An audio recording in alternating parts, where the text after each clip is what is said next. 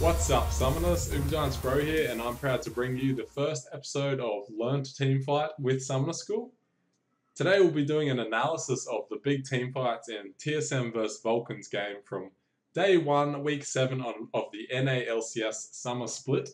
And we're focusing mainly on decision making, so I encourage you to put yourself in these players' shoes and see what you would have done differently in each situation. Alright, let's get into the first teamfight. TSM looks to engage here because they have super minions coming down the mid lane. X Special pops the Shurelius to try and force the engage. You only have split seconds to make these decisions. And Odd One follows up with a Flash Cocoon to try and force the engage further. And even though it only hits Nasus, it forces the Ashe Flash, which gives TSM's dive comp an advantage. So Reggie is making a beeline for a no Flash Ashe, while ManCloud Onari is up in the wings here because he wants to flank Twitch. As a small side note, flanking Twitch is actually a pretty good idea because it makes it harder for him to AoE the team fight. So right now Darius would be watching Reggie to see when he goes in and layer his ult on top of Reggie, on top of the Zed. So at this point, Ashe should just distance herself as much as possible from Zed and wait for him to use CDs before re-engaging. If you were Ashe, you would want to be watching the Zed really closely and respecting his zone because he'd one-shot you before you even get an auto attack off. So we go forward a bit more and notice that Bloodwater burns his hook on Elise and Reggie goes ham. So there's a couple things. Ashe burns her arrow instead of holding it till after Zed uses these CDs. And importantly, Thresh burns his death sentence on Elise. This play was actually pretty big in the context of the team fight, so I'll explain why he did it. Bloodwater is in the mindset of engage, let's go, engage, counter-engage, rather than thinking about the exact abilities he wants to use where. So if he instead chose to save his death sentence for when Zed jumps on Ashe, the whole team fight would have been different because they would have locked Zed down and they could have burst him before Zed burst Ashe. So it might seem like nitpicking, but this very small mistake by Bloodwater leaves Ashe open for assassination. What is a Flay and the box going to do against Zed? Not much. What you can take out of Bloodwater's mistake is that you should always be thinking in advance about what abilities you want to use, like on who in a team fight, before you get into a team fight. So as we play forward slowly, and Ashe gets popped despite the Thresh Flay, ult, and exhaust, and Zac lets bounce being used on Zed. The rest of the fight plays out a bit messily. So despite the Thresh Flay and all that stuff being used on Zed alone, Ashe still got popped because of a flash they burned at the start of the team fight by forcing the engage with Shurelius. This engage rushed Vulcan, and as a result, Ashe and Thresh both used their abilities poorly, which really hurt their team fight. Next minute. So the arrow comes in, but instead of TSM backing off, they all move forward to cover Darius.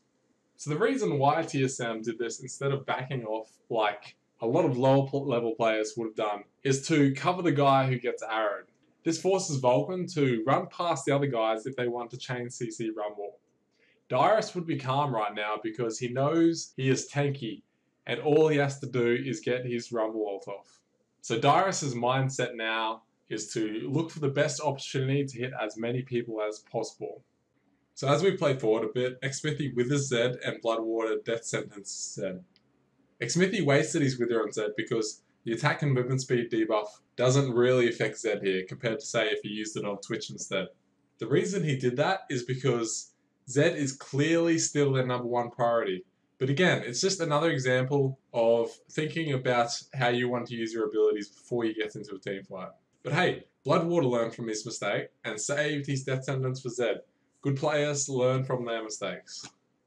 So the biggest thing that happened here is that in the rush to burst Zed, get it? Spirit Rush? Ahri clumped on Ashe and Thresh.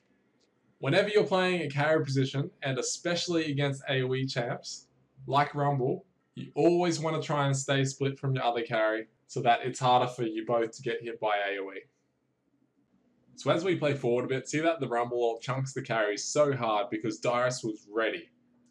Ashe hits who she can safely. Here we have a 3 versus 4. A perfect example of a high risk, high reward situation where you have to make an instinctive decision.